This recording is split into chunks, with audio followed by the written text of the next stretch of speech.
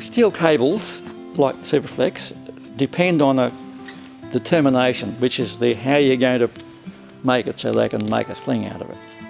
And so around the world, we've always used the Telluride aluminium ferrule fits on here.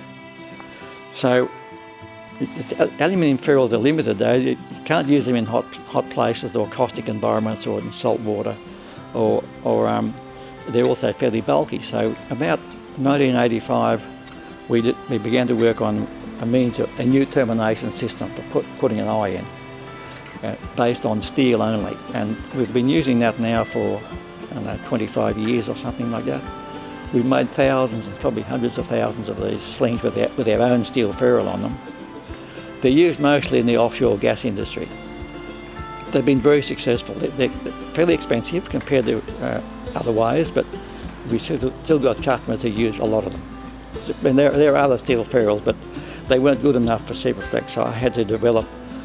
Took us over 10 years to develop this, do all the testing on it to get the system working properly. It's a two-stage steel ferrule, very reliable.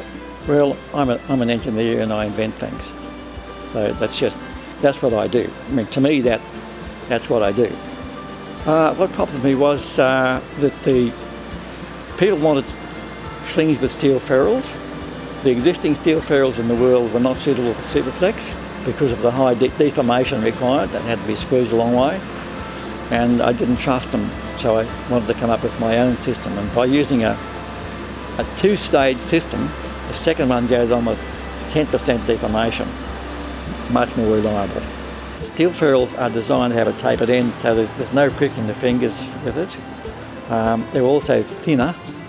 Because they're steel, they can be made thinner, so they get through things a lot easier. They're well resolved. They're tapered at both ends, and we've made thousands of these things, and it's a very, very reliable, foolproof system. And it's an automated CNC machine tool. It has to have a driver and a tendon. It doesn't run itself, but it produces a lot of ferrules in a day.